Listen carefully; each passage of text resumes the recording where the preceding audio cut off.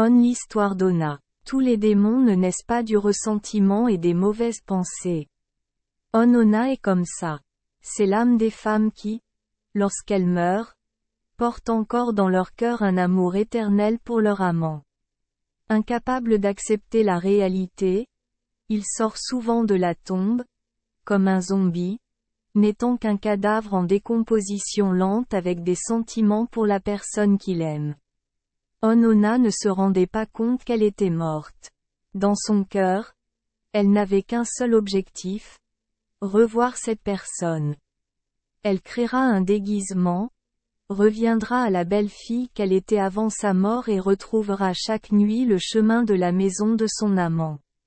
Normalement, s'ils ne sont pas des personnes avec une mentalité inébranlable, les amoureux seront souvent fascinés par le charme de Ona, pas mentalement alertes, pensant qu'ils reverront la fille qu'ils aiment. Ils passeraient toute la nuit ensemble et le matin, Ona retournerait dans sa tombe comme si la séparation n'avait jamais eu lieu. Les nuits suivantes ont probablement continué de la même manière jusqu'à ce qu'un proche du jeune homme reconnaisse son visage pâle et hagard car comme d'habitude, les nuits intimes avec Ona avaient revitalisé le garçon qui est progressivement vidé par son amant. Si personne n'intervenait et ne donnait quelques gifles au gars pour le réveiller, peut-être qu'il romprait bientôt sa charge et suivrait son amant. À mesure que le corps de Ona se décomposait de plus en plus et que la puanteur se dégageait, il rayonnait de plus en plus de charme pour séduire son amant, le rendant aveugle et peu disposé à faire face à la vérité. Certains sorts lancés par les moines peuvent bannir Ona d'entrer dans la maison, mais à condition que le propriétaire soit déterminé et disposé à utiliser ces sorts, c'est-à-dire qu'il se réveille et accepte le fait que son amant et je ne suis qu'un cadavre vivant maintenant.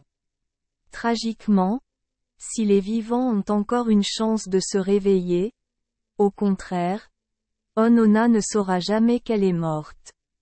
Il n'a qu'une pensée, être avec son amant. Merci les enfants des Esperluette Croisillon 39.